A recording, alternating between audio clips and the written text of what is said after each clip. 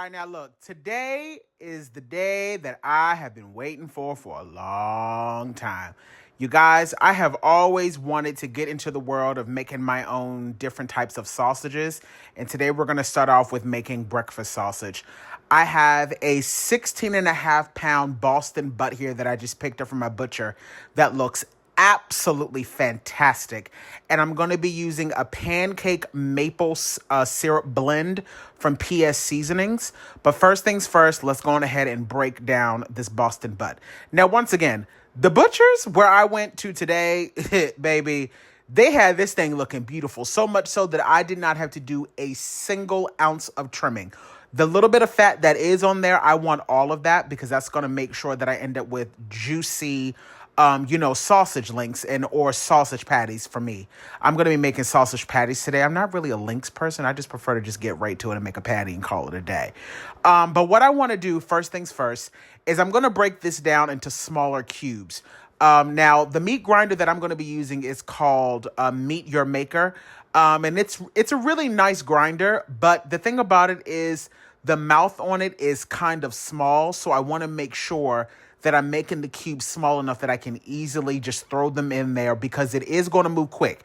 Now, although the horsepower on this thing is not like super strong, just understand that this is like restaurant quality, this grinder that I bought. So it's still going to move pretty damn fast. So I need to make sure that I have everything prepped. And as you can see, I've broken it down into these little small pieces.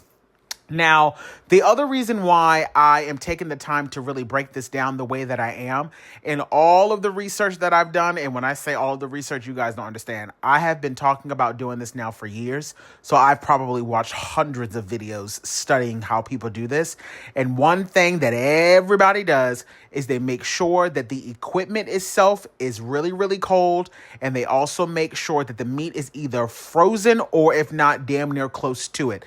Because as it's going through that grinder and the more you start to handle it, the more it's going to warm up the meat and then the fat just starts to make a mess and then the grinder becomes messy and you don't want that. I mean, look at the marbling on that. It's just absolutely stunning.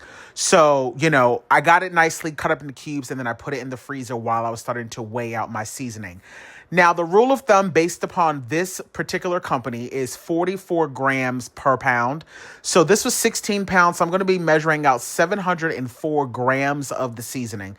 Now, I know that might sound like a lot, but remember, you guys, this is 16 pounds worth of pork that we're using. So it actually turned out to be the perfect amount. And if you love like a maple syrup type of sausage, then this is definitely the seasoning for you. Now, mind you, I'm not being sponsored by none of these people, but honey, it turned out to be everything. And so, like I said, I spread these out onto two different trays and plop them in my freezer so that they could get nice and firm. And now that they're nice and firm, we can go on ahead and just start to run it right through my processor. Now, this is my very first time, like I said, ever making sausage, let alone handling a meat grinder. So, the first couple of seconds, I was kind of like, what's going on? I had the blade backwards. But then, baby, once I got that blade on there, right, this thing was rolling. And as you can see, like, I haven't even sped up the camera. This is really me just moving this fast because that's how quick the grinder is pulling the meat down into the mouth of it. So you really want to make sure that you have everything there and ready to go. Also, do not put your hands down in that damn thing. Don't test it. Just don't. They have tools. And I ended up having to run this through twice again because this is not like the biggest meat grinder. So I started with the bigger tool. And then once I got all that meat through, I ended up turning off the machine, unraveled, took this part off right here, took this gauge off, and then I went on ahead and put the smaller one because that's going to be the final grain texture that we want. And you're going to see what I'm talking about. Like right now it's really chunky, but now you see it's coming out like what you would see if you're working with a ground pork. And this is exactly what we want. This is the same process that I'm going to use when I make ground beef, which stay tuned because I will be doing that as well.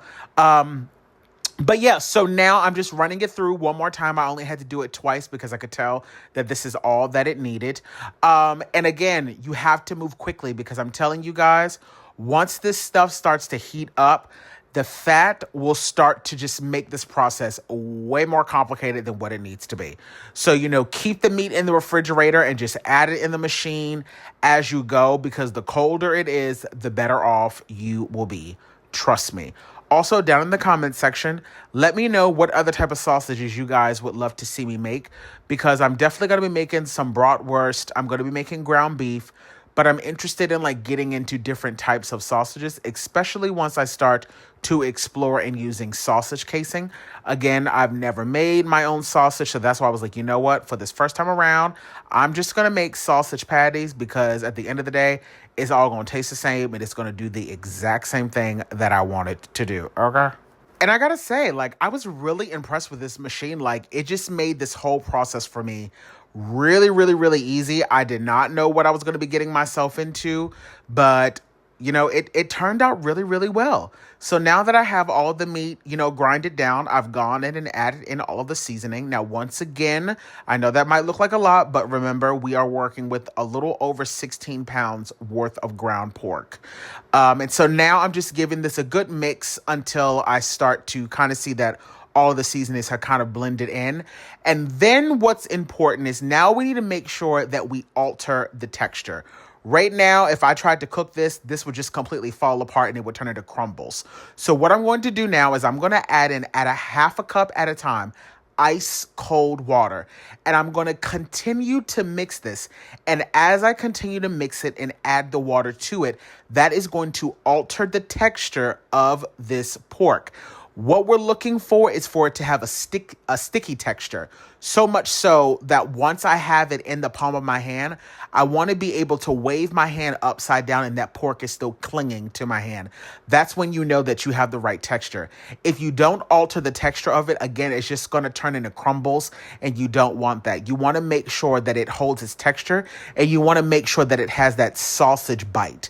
So right now, I'm doing the test right now to see if it clings to the bottom of my gloves, and as you can see, it has. And this is what we want. That's how I know that I no longer have to keep mixing it.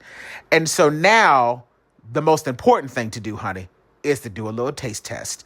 Because again, I never did this before, so I wanted to know what I was working with. And baby, when I tell you, I was in shock. This tastes 10,000 times better than what you get in the grocery store, because I literally just freshly grounded up that entire Boston butt.